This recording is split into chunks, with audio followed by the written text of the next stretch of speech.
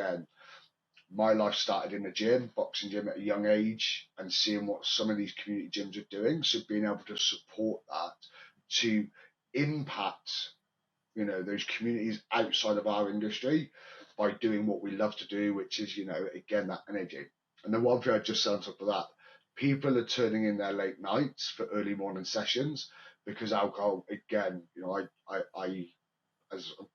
an alcoholic, and I'm seeing a change in the industry where people are looking after their physical wellness and their mental wellness.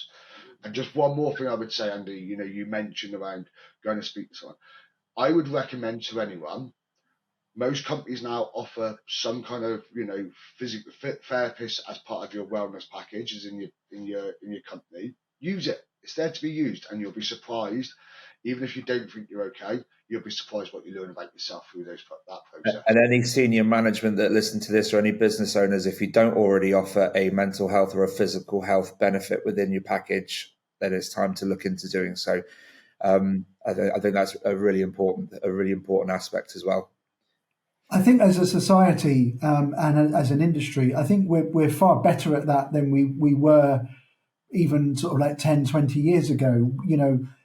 Men are not afraid, increasing numbers of men are not afraid to admit that they're not okay and that there is an issue, whatever that issue might be, whether it's physical, whether it's a mental health issue, whether it's anxiety.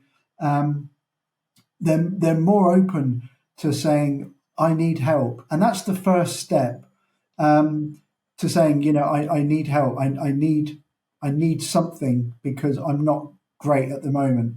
And men being men, we traditionally would see that as a sign of weakness when you have to make that admission. It's not. Like you said at the very, very beginning, Andy, it's a sign of strength.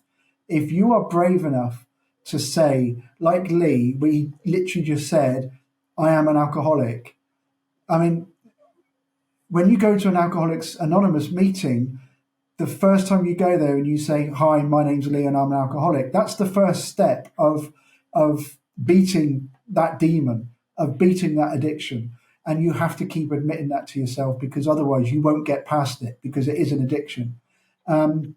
So whether it's an addiction, whether it's anxiety like you're going through, Andy, whether it's something physical, being able to say, I need to speak to somebody, I need some sort of help, whatever that help is, and it will differ depending on the circumstances, it makes the world of difference. I mean, like I said, I went to see a therapist, and I only had 4 sessions, and in the end, the therapist said to me, I don't think I can help you anymore. You've now understood that feeling guilty over having cancer is a ridiculous idea, and you're now happy. And she said, you're walking in with a big smile on your face, and I can see that, where on the first day you were coming in and you were very sort of, the weight of the world was on your shoulders, and in 4 sessions you're now sort of like much brighter and much more cheerful and bubbly. And